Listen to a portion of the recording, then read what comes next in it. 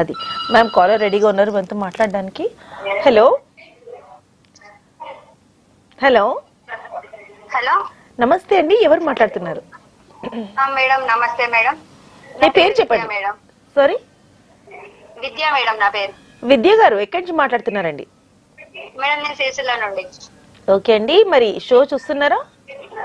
Madam చూస్తున్నా madam. Okay అండి, మరి మేడం గారితో మాట్లాడాలనేసి ఏదైనా సూచనలు సలహాలు కావాలంటే మీ ప్రాబ్లం చెప్పేసి చక్కటి సలహాలు తీసుకోండి. మేడం మేడం మా హస్బెండ్ చనిపోయాడు మేడం, 6 years అవుతుంది. ఓకేమా మేడం అయితే మా పెద్ద పాప, 2 అమ్మాయిలు మేడం. నాకు పెద్ద పాప 10 years, చిన్న పాప 8 years మేడం. అయితే మేము 4 అన్నదమ్ములం. అయితే మా ఆయన వాళ్ళు 4 అన్నట్టు కొడుకులు. మీ ఆయన తరఫు నుంచి? ఓకే. మా ఆయన తరఫు నుండి. అయితే మా 4 అన్నదమ్ములు అయితే ఈయన 3 ఆయనే, ఈయన చనిపోయిండు. ఇప్పుడు ఇంకా 3 ఉంటారు కదా మేడం. వాళ్ళందరికీ ఆస్తి పంపకాలు చేశారు, మా ఒక్కరికి చేయలేరు మేడం. మీరు కోర్టులో చేయండి, కేసు వేయండి కోర్టులో. ఎందుకంటే మీ పిల్లలకి వస్తాయి ఆస్తి. ఆడపిల్లలు ఉన్నాయి, మగ పిల్లలు ఉన్నాయి, ఏం కాదు. కానీ మీ ఆడపిల్లలకి వస్తాయి ఆస్తి, మీకు కూడా వస్తుంది, భాగ్యం వస్తుందండి. మీరు కోర్టులో వేయాలి కేసు. First note.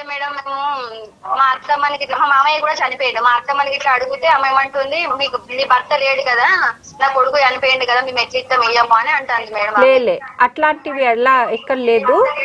మీరు ముందు నోటీస్ ఇవ్వండి, మీ అడ్వకేట్ కి కలిసి నోటీస్ ఇవ్వండి. నోటీస్ ఇచ్చిన తర్వాత మీరు కోర్టుకి వెళ్ళాలి, మీ అడ్వకేట్ చెప్తారు.